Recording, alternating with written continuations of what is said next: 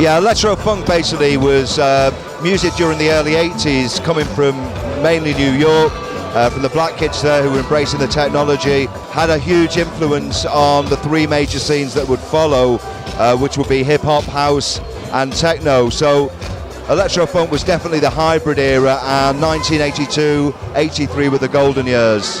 My website is electrofunkroots.co.uk, and the site basically was set up to draw attention to the early 80s period, what was happening in the UK, the music that was being played on the underground dance scene, mainly to a black audience at that point in time, which would be a big influence for what would follow in the UK. I was in Manchester at a club called Legend, which was at the time the most cutting edge in the country, playing the electro. Also we were playing funk, soul, even jazz and fusion. It was very much the kind of best black music available, but the music that kind of held sway at the time was electro funk.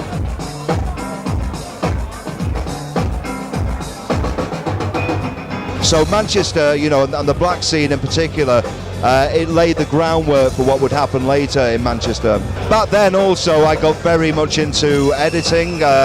I was doing mixes for a local radio station called Piccadilly, playing all the latest imports that were coming out of the US at the time, putting mixes together there, recording these onto a Revox B77 reel-to-reel machine. As time went on, my editing that I got into became more and more intricate, and you know, it took me much longer to put a mix together, and that basically led me into production and working in studios and stuff. So I came from that direction.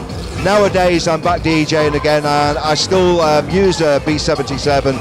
This time I use it in a live sense. I have sounds recorded on it, and basically I spin the sounds live over the top of the tracks that I'm playing, and also use it to create dub effects in the old school style that would have been used back in Jamaica when they were making dub way back when. So it's nice to kind of still have a reel-to-reel from the past, use it alongside kind of contemporary technology like laptop, to kind of create the approach to DJing that I do now.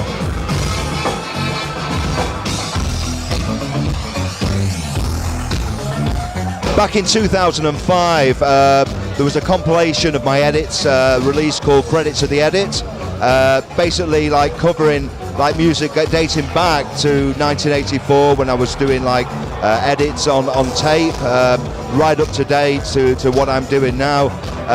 It got my name around. I mean, I think probably the reason I'm in places like Brazil is because people after that release got to know who I was, got to know a bit about my background.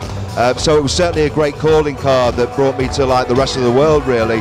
The second volume of Credits to the Edit hopefully will be released in 2009. So yeah, I mean, that'll bring things more full circle, utilising more contemporary tracks alongside a few older ones where it was the other way around with the first release.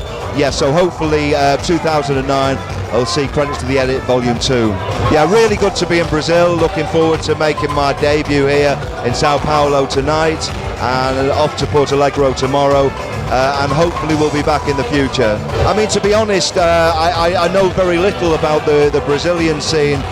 My first time out here, so I'm only just kind of picking up the information, learn a bit more. I know Danny Wang, I know that he came out here, he told me that it was a great scene and everything, so obviously I'm looking forward to kind of playing, finding out more, and also coming back in the future.